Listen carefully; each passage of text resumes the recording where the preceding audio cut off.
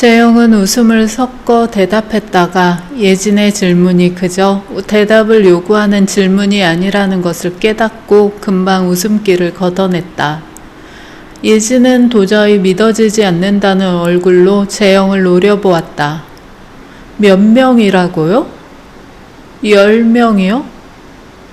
아니, 진료 스케줄은 어쩌고 면접을 10명씩이나 봐요? 진료 안 보실 거예요? 예진의 경악 어린 일갈에 재영은 어리둥절하기만 했다. 진료를 왜 못 보죠? 진짜 왜인지 모르는 것 같은 재영 때문에 예진은 속이 깝깝해 미칠 것 같은 표정이 됐는데 예진은 발을 구르며 선자리에서 한 바퀴를 돌더니 실제로 소리나게 가슴을 두어 번 쳤다. 쌤한테는 시간이 화수분이에요? 쌤한테만 하루가 24시간이 아니냐고요. 시간이 막 샘솟고 그래요? 네, 그렇다고 쳐서 쌤이 시간을 막 자기 맘대로 쓴다고 해도 보호자분들한테는 시간이 없다고요. 바쁜 시간에 아이들 하나만 보고 어렵게 시간 내시는 분들인데 우리 쌤이 면접 보시느라 진료를 못 보시겠네요. 죄송해요. 어쩔 수가 없네요. 할까요? 네? 두 사람을 지켜보던 희진은 점점 더 흥분하는 예진의 앞에서 재영이 도무지 영문을 모르겠다는 기색만 깊어지는 게 몹시 흥미로웠다.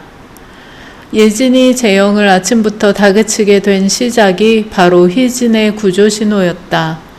재영은 출근 후 희진에게 당장 내일 페이닥터 지원자들 중 10명을 면접 볼 테니 스케줄을 조정해 달라고 한 거였는데 희진은 예약 현황을 굳이 살펴보지 않아도 재영의 바람이 말도 안 된다는 걸 알고 있었고 예진에게 도움을 청했던 것이다. 재영이 개업하겠다고 일하던 병원을 그만두자 두 번도 생각하지 않고 재영을 따라 사직한 게 예진이었다. 초짜 개업이에게는 당연히 유능하고 경험 많은 이를테면 딱 예진 같은 수의 테크니션 즉 동물 보건사가 필요했지만 재영은 예진의 사직을 말릴 수밖에 없었다. 예진이 받던 연봉을 보전해서 줄 수 있는 것도 아니고 진짜 아무것도 없이 병원을 자리 잡게 하려면 힘들 거라는 재영에게 예진은 단호했다. 누가 그거 몰라요? 너도 나도 다 개업하는 게 이 바닥인데 망하는 병원도 당연히 많겠죠. 쌤도 망할 수 있어요. 재영도 망할 수 있다는 말에 그는 잠시 의기소침해졌다. 근데 내가 도와주면 되니까 쌤은 자기 일 잘하는 거 말고는 뭐가 없는 사람이지만 예진이 손가락으로 재영의 여기저기를 찌르는 듯한 제스처를 취하자 재영은 혼이 나는 건지 위로를 받는 건지 모를 기분이었다. 자기 일 잘하는 거 그거 흔치 않은 장점이에요. 재영은 눈살을 찌푸렸는데 언뜻 이해가 어렵기 때문이었다. 자기 일을 잘하는 건 당연한 거 아닌가? 남들보다 독보적으로 우월하게 잘하는 건 언제나 힘들지만 잘하려고 애쓰는 게 맞는 거고 대가를 받고 하는 일을 결코 허투루 할 수 없는 거라고 재영은 생각했다. 그게 왜 장점이에요?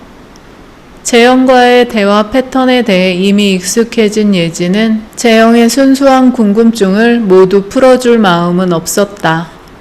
암튼 나는 벌써 병원 그만뒀으니까 쌤이 책임져야지 뭐.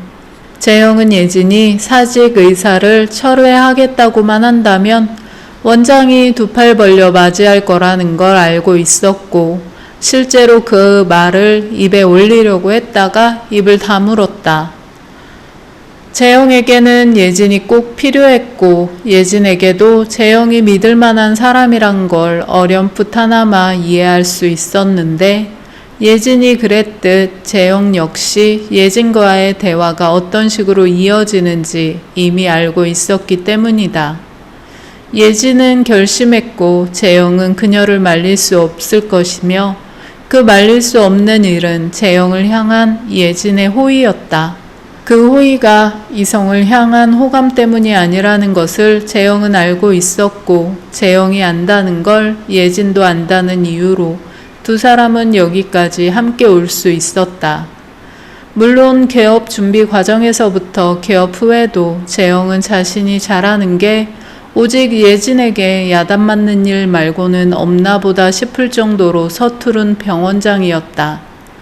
도와주는 사람들이 많을 때였다면 재영이 자기 일만 하는 게 문제될 것이 없었지만 병원 살림이란 재영의 생각보다 더 엄청난 거였다. 병원에 예진이 없었다면 병원이 대체 어떤 꼴이었을지 재영이 굳이 상상해 보지 않아도 눈에 보이는 것 같았다. 무슨 꼴이긴 딱 내 집 같은 꼴이었겠지. 물건들이 주인인 집에 사람이 더부살이를 하는 듯한 재영의 집. 재영은 자신의 집을 예진이 못 봐서 정말 다행이라고 여겼다. 재영의 이혼이 진행되는 과정을 예진은 다 알고 있었음에도 응원이나 격려 혹은 위로 같은 감정적으로 오지랖처럼 느껴지는 말은 조금도 한 적이 없었다. 다만 재영이 새 집으로 이사를 했다고 하자 집들이는 안 할 거냐는 말을 농담처럼 건넸을 뿐이었는데 재영은 그야말로 최선을 다해 진땀을 흘리고 말까지 더듬으며 집이 너무 좁다는 둥, 손님 대접을 할 줄 모른다는 둥, 핑계라고 밖에 여겨지지 않는 말을 동원해서 위기를 벗어나려 했다. 물론 예진뿐만 아니라 재영을 모르는 사람조차 재영의 핑계가 진짜 이유가 아니라는 걸 알 수 있을 정도로 어설픈 시도였지만 예진은 집들이 얘기는 더 이상 꺼내지 않았다. 속이 깊은 사람, 그게 바로 예진을 가장 잘 표현할 수 있는 말이었다. 쌤, 집중 좀 해요, 진짜. 면접 얼마나 걸려요? 5분이면 끝나요? 에이, 누가 면접을 5분만 봐요. 인사하고 마실 거 내놓는 데만 5분이겠네.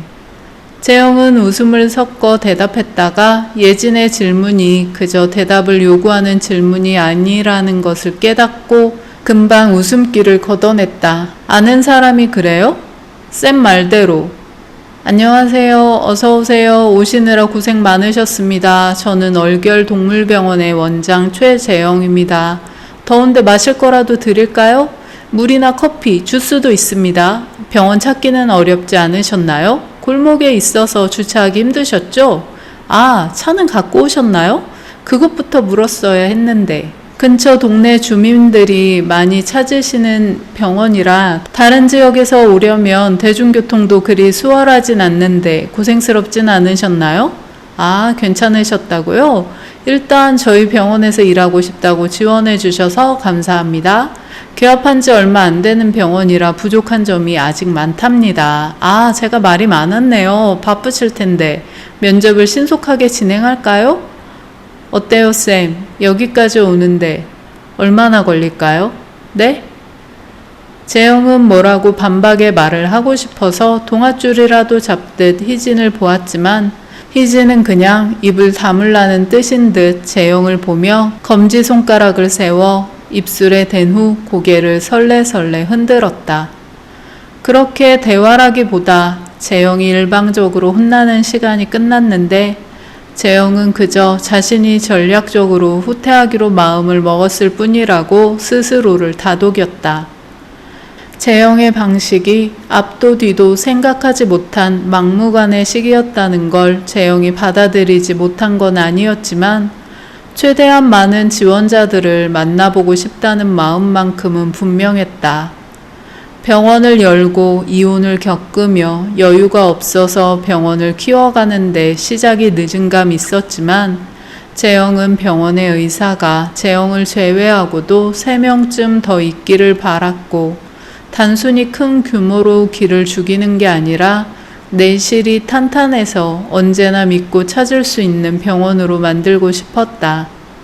재영과 예진, 희진은 면접을 볼 지원자들을 가능한 한 압축하는 방향으로 줄이기로 합의했고 스케줄 조정 또한 희진의 재량과 결정에 따르기로 했다. 사실 말이 합의였지 전적으로 재영이 희진과 예진의 말을 그대로 들어야 한다는 소리에 다름없었지만 재영에게는 그들이 나름의 합리적인 길을 찾아 제시할 거라는 걸 믿는 것 말고는 방법이 없었다.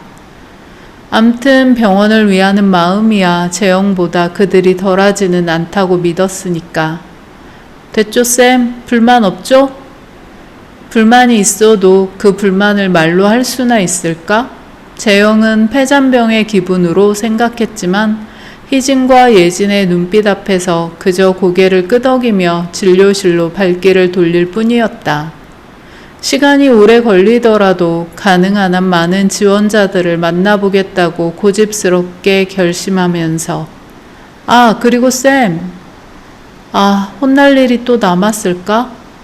재영은 잘못한 것도 없이 예진이 부르는 소리에 뜨끔해져서 슬그머니 고개만 돌려서 예진을 보았다. 어머님이 말씀 전하시래요. 어머님이요? 누구? 선생님 어머님이요? 아니요, 우리 엄마 말고 쌤, 최재영 선생님 어머님이요. 제 어머니요? 아니, 엄마가 무슨 말씀을... 왜 예진 선생님한테 전해요? 재영은 자신의 이해력이 부족한 것일까 불안해질 정도로 예진의 말을 알아듣기가 어려웠다. 엄마가 아들에게 할 말이 있으면 아들한테 얘기를 하면 되지. 왜 직장 동료한테 말을 전하라고 한 것일까? 이게 뭐, 나는 모르는 다 짜고 하는 장난 같은 건가? 쌤이 엄마 말은 안 들어도 제 말은 들을 것 같다고요. 재영은 순식간에 지끈거리기 시작한 미간을 손가락으로 짚으며 물었다. 내가 애도 아니고 진짜 대체 뭘 하시는데요? 선 어쩔 거냐고요. 선이요? 재영은 언뜻 기억이 재생되지 않아서 눈을 깜빡거리며 엄마와 나눴던 말들 중에 기억의 단서를 찾아 머릿속을 더듬었다.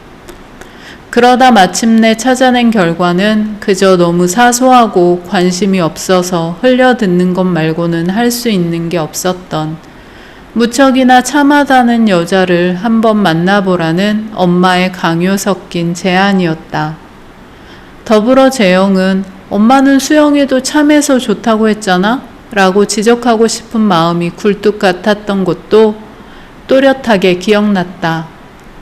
그런 얘기 듣기도 싫고 말하기도 싫어서 서둘러 전화를 끊었더니 예진을 통해서 이 얘기를 또 들을 줄이야. 그래서 엄마가 선생님한테 나를 좀 설득해 보래요? 이게 단순히 말을 전하라는 뜻만은 아닌 것 같아서 물은 거였는데 예진은 좀 묘한 표정이 되었다. 네, 그 비슷한 뜻이었는데 나는 아직... 재영은 예진이 뭐라 말을 꺼내기도 전에 거절을 위한 변명부터 늘어놓을 양으로 입을 열었다. 하지 마요, 선생님. 저는 지금 쌤이 억지로 누군가 만나는 거 별로라고 생각해요. 네? 엄마들이야 자식이 좋은 사람 만나서 서로 의지하고 사랑하면서 사는 걸 항상 바라지만 사는 게 어디 그래요? 곁에 사람이 있다고 해서 늘 위로가 되는 것도 아니고 바라지도 않는데 굳이 누군가 만날 필요는 없으니까 그냥 쌤이 원할 때 원하는 사람 만나면 되죠 재영은 엄마의 제안을 흘렸던 것처럼 예진에게는 그렇게 못할 것 같아서 긴장했지만 예진은 대수롭지 않다는 투로 재영이 진짜 원하는 말을 해주고는 업무 준비를 위해 데스크에 컴퓨터로 걸음을 옮겼다. 재영은 뭔가 고맙다거나 미안하다거나 혹은 자신이 다소 철없는 아들의 모습으로 비춰진 것에 대한 민망함을 덮어버릴 말을 하고 싶었지만 그저 돌아서는 게 그가 할 수 있는 최선이었다. 재영은 돌아서면서 엄마한테 병원에 전화 좀 하지 말라고 해야지 하고 다짐했지만 재영이 그 다짐을 실천하려 엄마에게 먼저 전화를 할 일은 없을 거였다.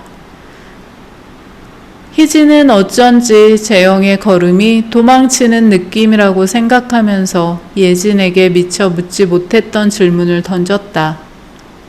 근데 쌤, 우리 병원에 왜 그렇게 지원자가 많은 거예요? 제가 경력이 별로 없긴 해도 이건 너무 많은 것 같거든요. 우리 병원 생긴 지 얼마 되지도 않았는데 보니까 갓 면허 딴 사람들도 아니고 경력 있는 사람들이 더 많아요. 연봉이 더 높은 것도 아닌데 왜 그런 거예요? 아, 그거? 예지는 마우스 스크롤을 움직이며 희미하게 웃었다. 저 양반 소문 났거든. 소문이요? 쌤이 보기에 우리 병원 어때? 잘 되는 것 같아?